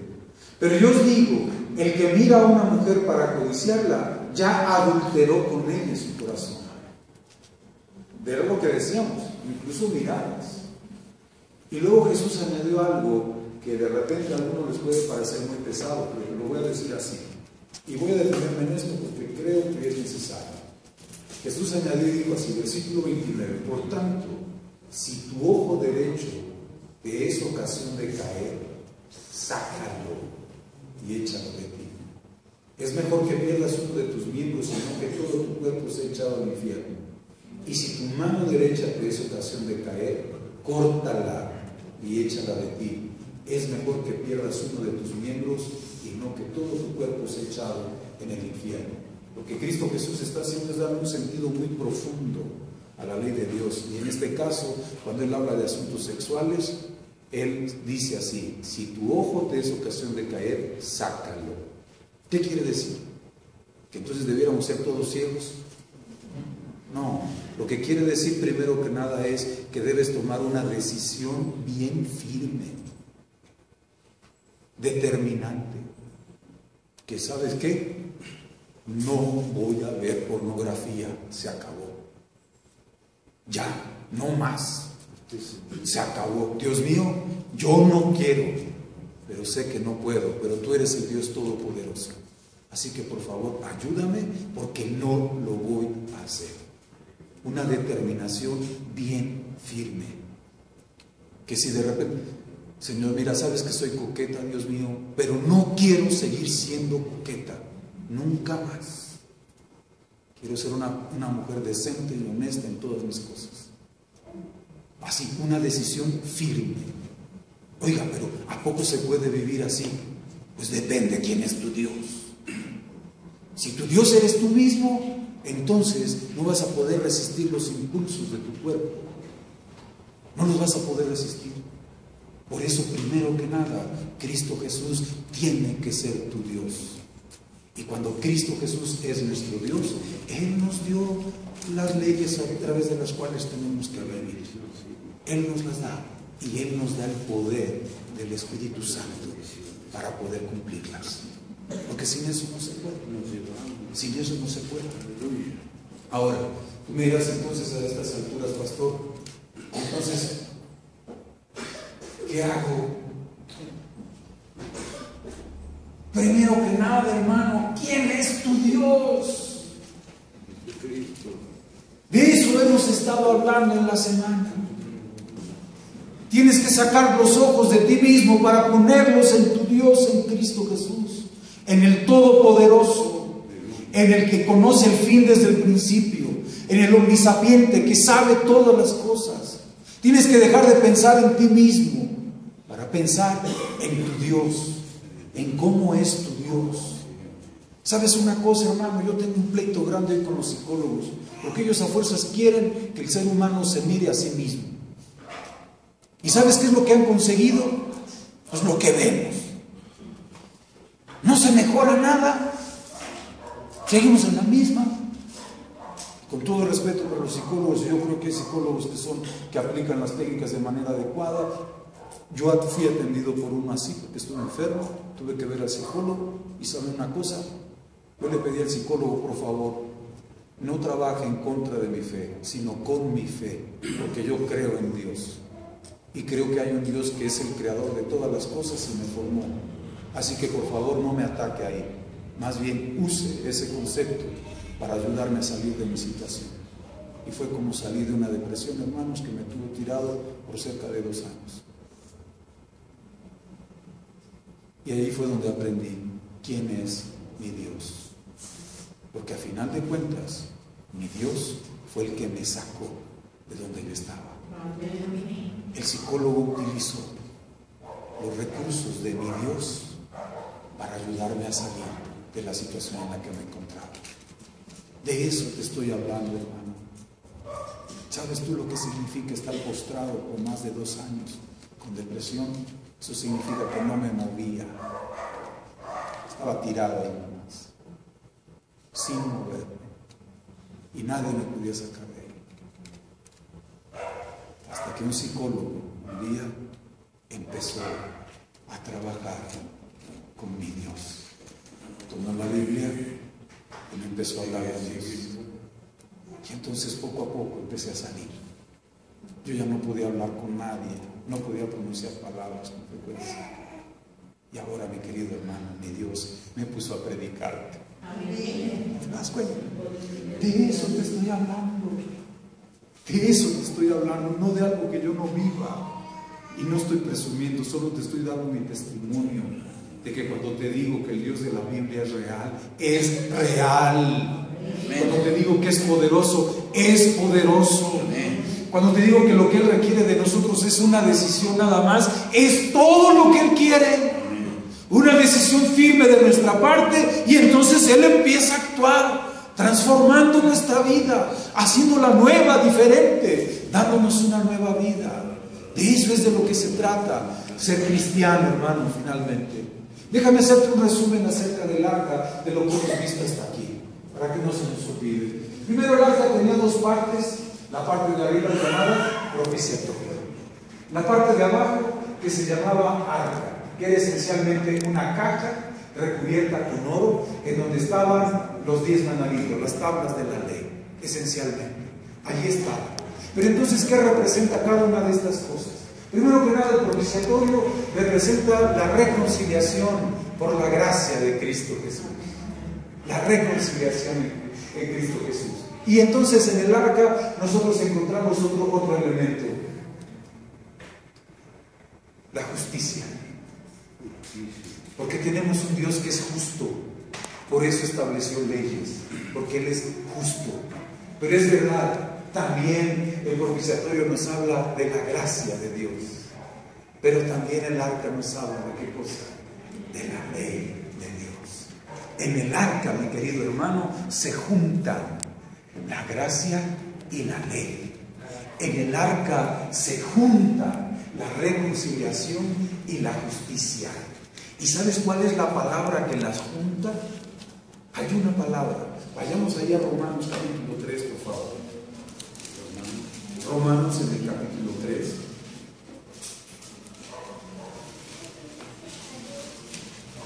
Romanos capítulo 3.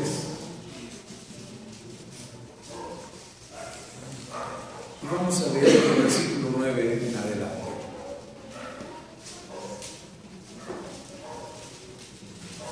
Dice así, versículo 9 en adelante. ¿Pues qué? ¿Somos nosotros mejores que ellos? De ninguna manera, porque ya hemos denunciado tanto a judíos como a gentiles que todos estamos bajo ¿qué cosa? Bajo pecado. Tanto judíos como gentiles estamos bajo pecado. Pues está escrito, y aquí viene la demostración. Dice así, versículo 10, pues está escrito: no hay justo ni aun cuantos, ni aun uno. No hay quien entienda, no hay quien busque a Dios. Todos se desviaron, se echaron a perder. No hay quien haga lo bueno, no hay ni aun uno. Sepulcro abierto es su garganta. Y déjame, voy a cambiar un poco la fraseología aquí para ponerlo en términos más actuales.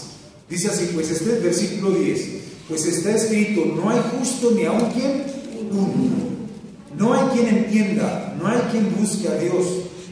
Todos nos hemos desviado, todos nos echamos a perder. No hay quien haga lo bueno, no hay ni aun uno.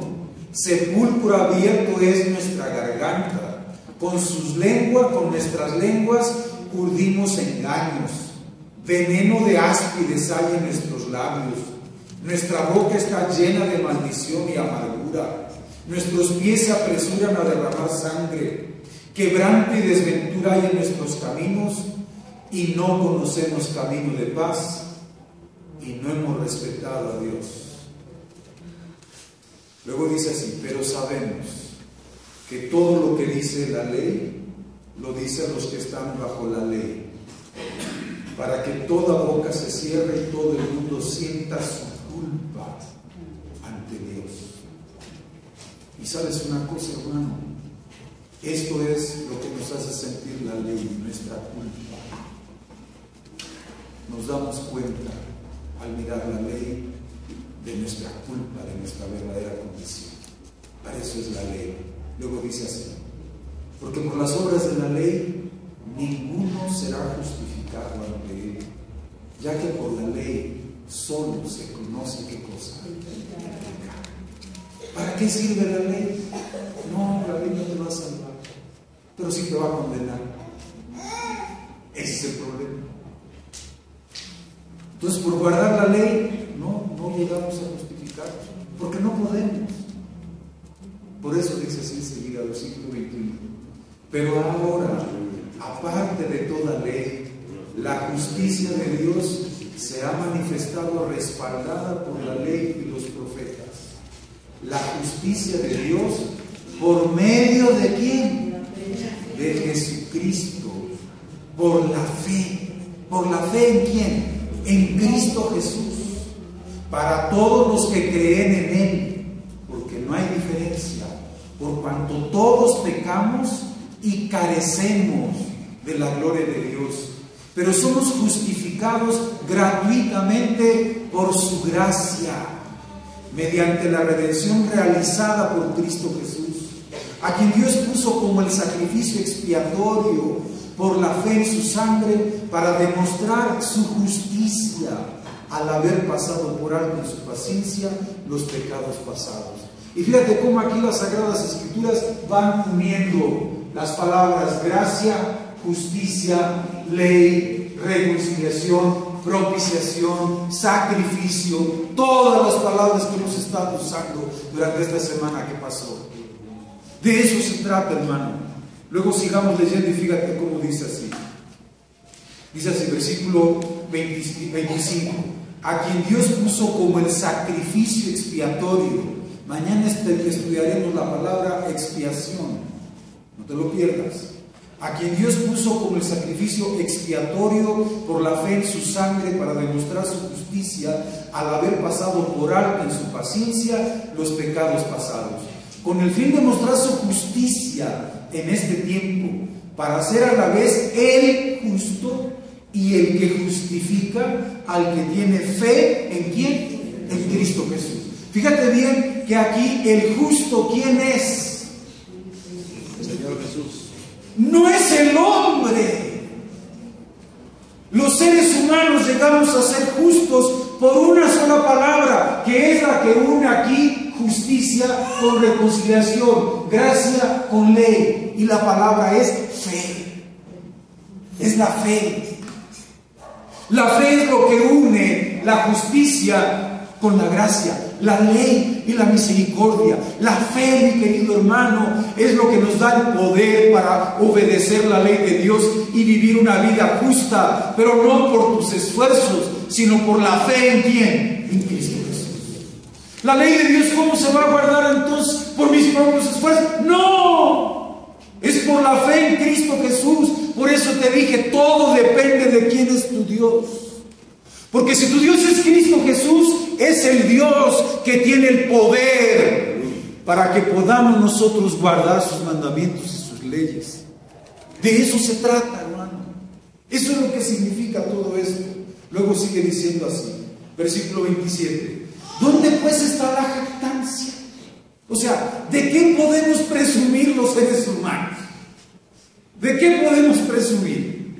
Si no tenemos justicia y no podemos guardar la ley de Dios, y la única justicia que podemos tener es la de Cristo Jesús, que nos es dada por fe, gratuitamente, ¿qué vas a presumir? ¿Qué vamos a presumir? Que somos mejores que nadie. Olvídate de eso, hermano. No tenemos nada que presumir. Por eso dice así, ¿dónde pues está la jactancia? ¿Queda eliminada? ¿Por cuál ley? ¿Por la ley de las obras? No, sino por la ley de la fe. Así concluimos que el hombre es justificado o llega a ser justo o es perdonado por la fe sin las obras de la ley. Ahora, ¿es Dios solamente Dios de los judíos? ¿Por qué hace esta pregunta el apóstol Pablo aquí? Porque de repente algunos dicen que la ley es solo para los judíos. Pero aquí la Biblia dice el apóstol Pablo, ¿es Dios solamente Dios de los judíos? ¿O también es Dios de los gentiles? Y nosotros no somos judíos, somos gentiles. Y si tenemos el mismo Dios de la Biblia que tenían los judíos, y es el mismo Dios, entonces ciertamente también es de los gentiles. Y si es nuestro Dios también, porque hay un solo Dios que justificará por la fe tanto a los circuncidados como a los incircuncisos. Entonces, ¿anulamos la ley por la fe? De ninguna manera. Al contrario, confirmamos, ¿qué cosa? La ley. Confirmamos la ley. ¿De qué te estoy hablando, hermano? ¿Quién es tu Dios? Ahí, en el arca del pacto, ahí se manifiesta el carácter de Dios, del Dios del que estamos hablando. Y el Dios de la Biblia es un Dios que es misericordioso y que busca reconciliarse con nosotros, aunque nosotros lo hayamos ofendido a Él. ¿Se te hace difícil ir a reconciliarte con alguien que trae algo contra ti, tú no le has hecho nada? Eso fue lo que hizo Dios con nosotros. Nosotros andamos en contra de Él y Él nunca nos hizo nada. Nosotros andamos en contra de Él, pero Él vino, Él dio a su Hijo para reconciliarnos. Ese es el Dios del que estamos hablando. Ese Dios, el Dios de la reconciliación. Sí, y es también el Dios de la gracia, que de gracia nos perdona, de gracia nos regala su justicia, de gracia, gratis, de gracia. Es ese Dios el que nos invita a ser reconciliados con Él. Es ese Dios. Pero es ese Dios también que es justo. Que es justo. No es un Dios injusto. Es un Dios que es justo y que ha determinado con claridad su ley. Y no la anda cambiando a cada rato. Porque si la estuviera cambiando a cada rato, dejaría de ser, ¿qué cosa? Justo. Ya no sería justo. Pero es un Dios que es justo también y que nos ha dejado su ley para ser guardada. ¿Y cómo la voy a guardar? Pues por la fe en Cristo Jesús. ¿Quiere decir eso que entonces como que hago que la guarde y como que no? No. Lo que quiere decir es que cuando tú te encuentres frente a la tentación, lo único que puedes decirle al Señor es: Dios mío, yo no quiero pecar. Quiero hacer tu voluntad, pero no puedo. Pero sé que tú eres poderoso. Así que ayúdame. Tú eres bueno. Tú eres un Dios misericordioso. Yo sé que tú puedes. Señor, dame la fortaleza para ser como tú quieres que sea. Eso es fe. Tomar la decisión de vivir de acuerdo con la ley de Dios, confiando en su poder, en su justicia, en su capacidad para transformar mi vida. Eso es la fe. Eso es guardar la ley de Dios por fe. Este es el Dios del que yo te he estado hablando. ¿Por qué no nos dijo eso desde el principio? ¿Y sabes una cosa, hermano? Primero teníamos que aceptar la reconciliación con Dios. Ser reconciliados con Él. Y eso tiene que ser algo voluntario. El Señor no nos forza ni nos obliga. El Señor nos invita siempre. Por eso San Pablo dijo: os rogamos en nombre de Cristo, reconciliados con quién? Con Dios. Reconciliados con Dios. Reconciliados con Dios. Esa es la razón. Pero este es el Dios al que yo te invito a que creas, que pongas tu fe en Él, en el Dios que busca reconciliarse con nosotros, en el Dios que es lleno de gracia y de bondad, pero en el Dios también que es justo, que de ninguna manera perdona el pecado, pero que en su misericordia perdona al pecador, y prefirió Él mismo pagar la culpa del pecador para que nosotros pudiésemos ser salvos. Hago una pregunta en el nombre del Señor Jesús. ¿Qué le dirás a este Dios, el Dios de la Biblia, a Cristo Jesús? ¿Te reconciliarás con Él ahora? Porque en el nombre de Cristo Jesús te he estado rogando desde anoche: reconcíliate con Dios. ¿Cuántos quisieran esta noche decirle al Señor: Señor, yo quiero reconciliarme contigo? Yo quiero estar en paz contigo y sé que podré estar en paz porque Cristo Jesús ya fue sacrificado por mí. ¿Cuántos quisieran reconciliarse así con Dios en Cristo Jesús? Quisiera ponerse de pie, por favor.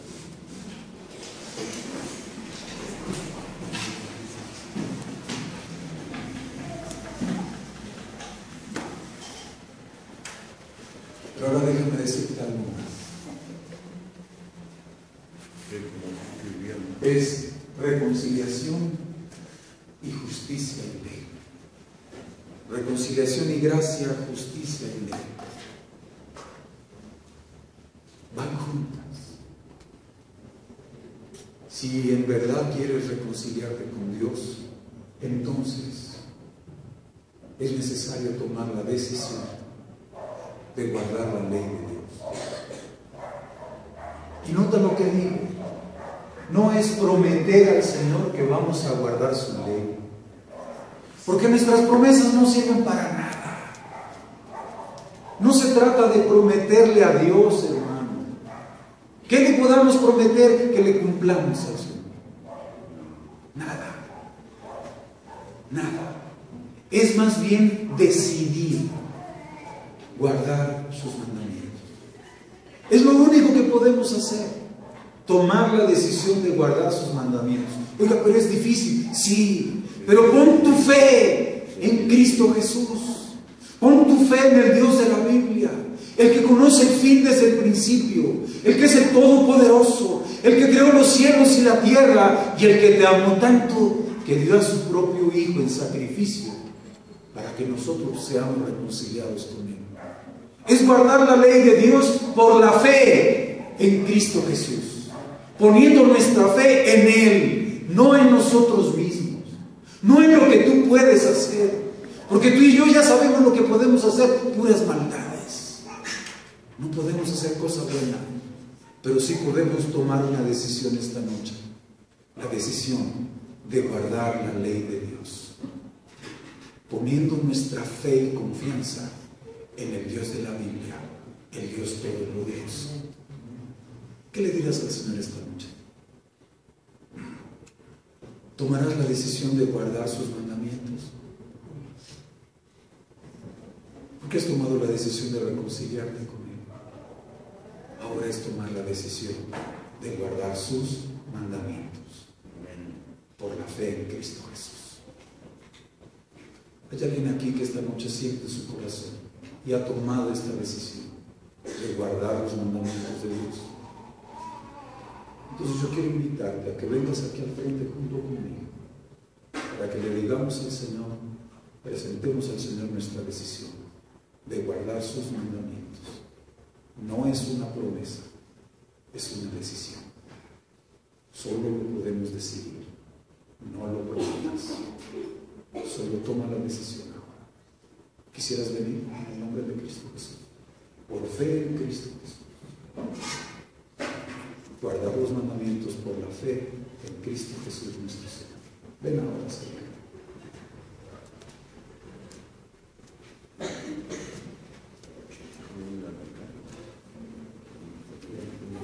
Bendito sea Dios. ¿Y tú por qué estás ahí? ¿Que piensas que tú puedes? ¿O que no es para ti esto? No, también es para ti. Porque todos lo necesitamos. ¿O no quieres guardar los mandamientos de Dios? Porque si quieres guardar los mandamientos de Dios, entonces ven y dile al Señor, Señor, yo quiero. Sé que no puedo, pero sí quiero. Dios mío, ayúdame. Ven en el nombre de Cristo Jesús. Ven ahora. Ven en el nombre del Señor Jesús y dile, Señor, yo quiero guardar tus mandamientos. Yo quiero hacer tu voluntad. Sé que no puedo hacerlo, ahí con cuidadito, acérquese. Ven tú también. Ven tú también en el nombre de Cristo Jesús. No se trata de prometerle al Señor que voy a guardar su ley. No. Nuestras promesas no sirven de nada, hermano. Y yo te diría, si piensas que es una promesa, no es promesa. Es solamente la decisión. El deseo de nuestro corazón, que queremos obedecer la ley de Dios. Eso es todo. Nada más. Nada más. Inclinemos el rostro para hablar. Querido Padre, esta noche, Señor, yo he hablado a mis hermanos de quién eres tú y cómo eres tú. un Dios lleno de amor y de bondad, que con tanto cariño nos busca para que nos reconciliemos contigo cuando nosotros somos los que te hemos ofendido. Por eso, Señor, yo he pedido a mis hermanos que se pongan en pie y que vengan aquí al frente. Porque, Padre, realmente no merecemos tanta atención de tu parte, pero también sabemos que es tu gracia, que por tu gracia, Señor, que tú nos buscas para que nos reconciliemos contigo. Y esta noche, Señor, aquí estamos en pie delante de ti, porque, Padre, queremos ser reconciliados contigo por la sangre preciosa de Cristo Jesús, porque Él es nuestro sacrificio y es nuestro sacerdote que nos representa ante ti, y que, Padre, Él ahora nos está reconciliando para que tú nos consideres nuevamente hijos tuyos, pero hijos muy amados. Padre, pero no solo eso, tú eres un Dios justo, por eso diste tu ley y tus mandamientos. Y nosotros, Padre, la verdad es que cuando consideramos la profundidad de tu ley, nos damos cuenta lo inútiles que son nuestros esfuerzos para ser buenas personas. Porque no podemos guardar esta ley, Señor. Tu ley es tan perfecta y nosotros tan malvados que cuando miramos en tu ley solamente sentimos nuestra culpa. Cuando miramos en tu ley solo podemos ver, Señor, nuestros defectos. Pero, Padre, tú eres justo y tu ley es justa también. Por eso tú quieres que guardemos tus mandamientos. Y, Padre, por eso yo he invitado a mis hermanos a venir al frente aquí conmigo. No para prometerte, porque nuestras promesas son como las telarañas, no resisten nada. Por eso, Señor, les pedí a mis hermanos que vinieran aquí al frente conmigo para mostrarte, Padre, nuestra decisión, el deseo que tenemos en nuestro corazón de ser justos como tú eres justo. Porque, Padre, no tenemos más que eso, el deseo de ser mejores. Pero, Señor, no tenemos el poder, no tenemos la capacidad para ser justos. Tú lo sabes bien. Por eso te queremos presentar, Señor, solamente esto, nuestro deseo, porque no tenemos más. El deseo que tenemos de alcanzar la justicia que es en Cristo Jesús. Por eso, Señor, confiando en el poder que tú tienes para crear los cielos y la tierra, confiando en el poder que tú tienes, Señor, para mantener la vida de todos los seres humanos, confiando en el poder infinito que tú tienes para mantener en su lugar todos los astros, las estrellas y todas las cosas en orden, nosotros hemos tomado la decisión de guardar tus mandamientos para que tú con tu poder nos capacites y nos des la victoria sobre el pecado y seamos justos como Cristo Jesús es justo. Amén. Padre, no tenemos más que ofrecerte, sino solo nuestros buenos deseos. Pero sabemos, Señor, que para ti son suficientes, que esto es lo único que tú esperas de nosotros, que nosotros querramos hacer tu voluntad. Por eso estamos en pie delante de ti. Ahora te ruego, Señor, que tu promesa sea cumplida en la vida de cada uno de los que estamos aquí, Señor. Y que el poder del Espíritu Santo descienda en nuestro ser, de tal manera, Padre, que empecemos a vivir de acuerdo con tu voluntad. Que cuando venga la tentación, Señor, venga también el poder del cielo, que nos mantenga limpios y que nos mantenga libres de pecado, para que así, Padre, honremos y glorifiquemos tu nombre. Porque, Señor, tú eres nuestro Dios, el Dios de justicia y el Dios de misericordia. Y no queremos tener otro Dios. Por eso cerramos nuestros ojos ante ti, para que, Padre, nada nos distraiga de estar contigo en este momento. Padre, gracias, Señor, por estar con nosotros aquí, porque sentimos tu presencia en nuestro corazón, porque tú nos das la paz y la seguridad de que nos darás el poder para hacer tu voluntad. Gracias, Padre. Muchas gracias por el privilegio que nos das de recibir la justicia de tu Hijo, Cristo Jesús. Por eso, a Cristo Jesús, tu Hijo, y al Padre, sean dadas la honra y la gloria por todos los siglos.